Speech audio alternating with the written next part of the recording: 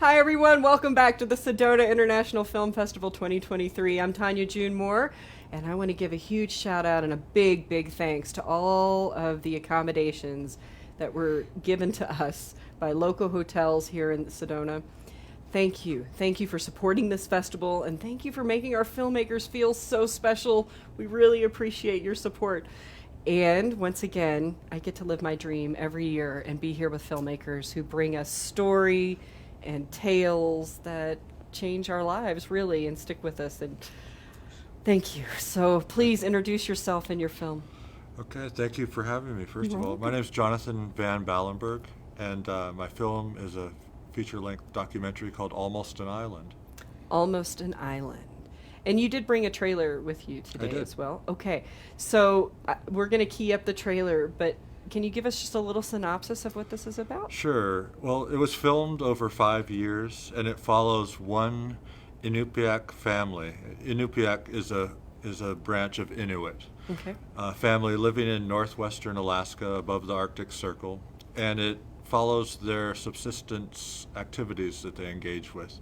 You know, foraging for berries, seaweed, hunting for seals. This is right up caribou. our alley at Sedona. Like, this is our kind of content. Connection to the land, Mhm. indigenous culture, Yes, rights, very much. sovereignty. Yeah. Very much so.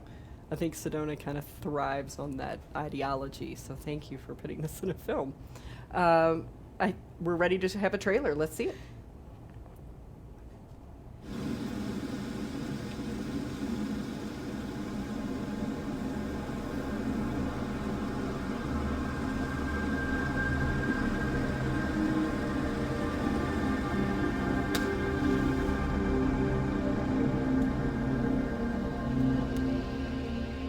We've known the animals since day one, as the natives and the animal met.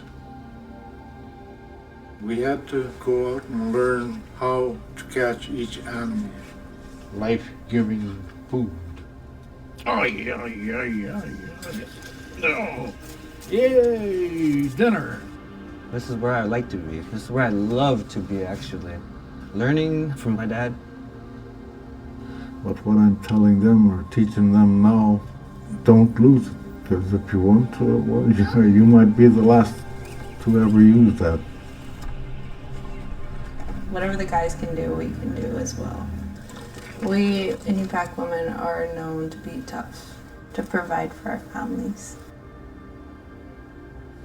It's amazing how far we've come from this here to electric lights in such a short time. Every day there's something lost that our forefathers had done. I wanted to preserve what we have. I want it to go on. We have earlier ice breakups during the spring, longer, hotter summers. I'm just scared for my kids. What are they going to be able to do in their future? I'm not sure what's going to happen. I just love this place.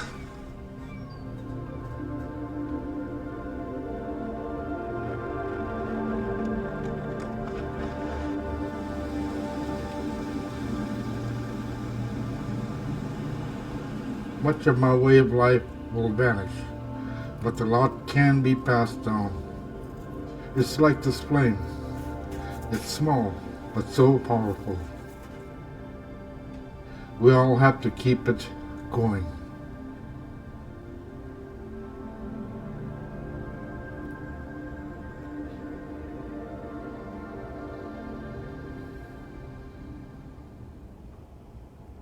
I could get lost in that.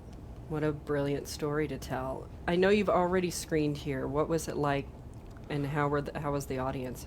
You know, on the drive up here from Tucson, I thought, well, 1 p.m. on a Monday, maybe there'll be 8 or 10 people in the audience. But the theater was sold out, and the audience seemed really engaged.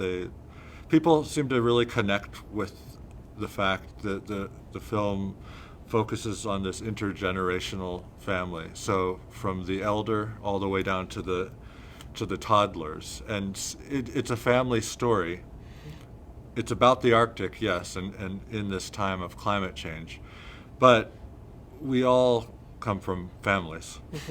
And every family wants to be able to stay together and to do what it values, you know, Yeah.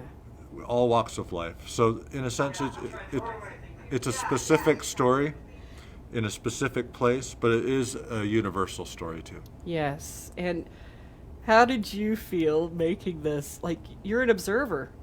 And I know I wasn't raised this way. I mean, I came from a rich family history, but nothing like this. Was there any aha moments for you? You know, I think every day was an aha moment. I grew up in Juneau, Alaska, so southeastern, but it's a whole nother world than the Arctic. And you'd be surprised at how many Alaskans that don't live in the Arctic never see the Arctic. It's just, you know, the cities are all mainly down below.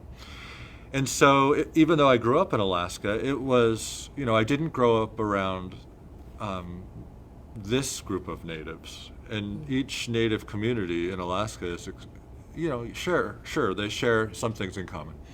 But they have their own unique individual culture. And so, you know, as much as you want to, as a filmmaker, prepare for something like this, you can't prepare, you know, for the idiosyncrasies of what it's like to interact with a family that you've never met before. You know, they have their inside jokes. I was the butt of many jokes. Oh. I lived with the family, so sometimes for 3 months at a time. And so I honestly don't know where to start in terms of an aha moment. But what did you learn from them, though? Is there like something about culture that maybe you took with you and you went, yeah, I can work with that in my culture? You know, one thing that I didn't expect was the elder of the family, Elmer Goodwin, the grandfather figure. He, you know, I expected to arrive and to film him teaching his grandson and his son various things. You know, we wanted it, meaning he and I wanted it to be a film mainly that focused on him. What I didn't expect is that he wanted to teach me all those things. So how to light a seal oil lamp, how to catch dry smoked salmon, how to butcher a seal. I mean, so every time I would arrive there, I'd be given different things to do. One time I got off the plane, took a cab, which is about a 1 minute drive from the airport to their house, and the family was butchering this seal. And I was always being told, well, you can film later. Put the camera down. We need you to help us with this. So that was a complete surprise, that they would take me in like that. That I wouldn't be, that I wouldn't be treated like an outsider, but they wanted me to experience their way of life. I think they felt, in fact, I know they felt that I couldn't film them until I experienced what I was filming. So that was beautiful, and I think that I'm shows up grateful. in your movie, though. I think that makes a big difference Well, when thank you. you're there experiencing it. Yeah, Right? yeah. And I think that there's a huge misconception out there. Like, when we see these incredible documentaries, the filmmakers are there too. They're experiencing it as well. You're just not seeing them. Yeah. You see the tip of the iceberg in terms of the footage and of the whole production experience. Yes, absolutely. Well, thank you for being here. Is there a place that people can keep up with you or can see this film anywhere online? Or Sure. Well, it was funded through a native-run organization called Vision Maker Media. Okay. And last I checked, you could find it on their website, visionmakermedia.com, and it's available for streaming. I have a website. It's called almostanisland.com. It's on Facebook on almostanislandmovie.com. Awesome. So there's lots of places for you to keep up with this one. Please support our independent filmmakers, because this is where we get the best stories, and that's why we're here. So stay tuned. I'm going to have another incredible interview after this. Our hashtags this year are SIFF23 and Sedona Film Fest 23, and I will see you very shortly.